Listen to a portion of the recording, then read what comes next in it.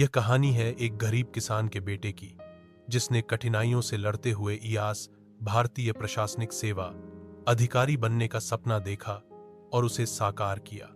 यह केवल सफलता की कहानी नहीं, बल्कि आत्मविश्वास, संघर्ष और दृढ़ निश्चय की प्रेरक मिसाल है।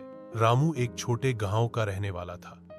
उसके पिता एक छोटे किसान थे, जिनकी जमीन बहुत कम थी और आमदनी सीमित। कई बार उनके घर में 2 वक्त की रोटी भी मुश्किल से नसीब होती थी। पढ़ाई का माहौल भी नहीं था, लेकिन रामू के मन में कुछ कर दिखाने की आग थी। वह बचपन से ही पढ़ाई में तेज था। स्कूल में पुराने किताबों से पढ़ता, टूटी चप्पल पहनकर मीलों पैदल चलता, लेकिन कभी शिकायत नहीं करता।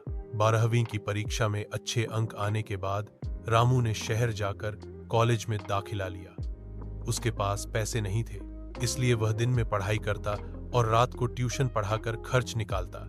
कई बार उसे भूखा भी सोना पड़ा, लेकिन उसने हार नहीं मानी। रामू को बचपन से ही देश की सेवा करने और समाज में बदलाव लाने की चाह थी। जब उसे पता चला कि आईएएस अधिकारी बनकर वह इस बदलाव का हिस्सा बन सकता है, तो उसने एसएससी की तैयारी शुरू कर दी। उसके पास न कोचिंग थी, न किताबों की भरमार। वह सरकारी लाइब्रेरी में घंटों बैठकर पढ़ाई करता और इंटरनेट पर मुफ्त संसाधनों की मदद लेता।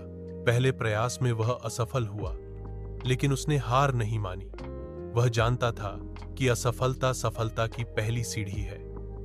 उसने अपनी गलतियों से सीखा, खुद को बेहतर बनाया और फिर से परीक्षा दी। दूसरे प्रयास में वह सफल हुआ और उसका चयन आईएएस में हो गया।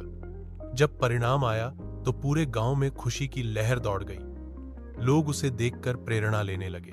आज रामू एक जिम्मेदार आईएएस अधिकारी है। वह गरीबों का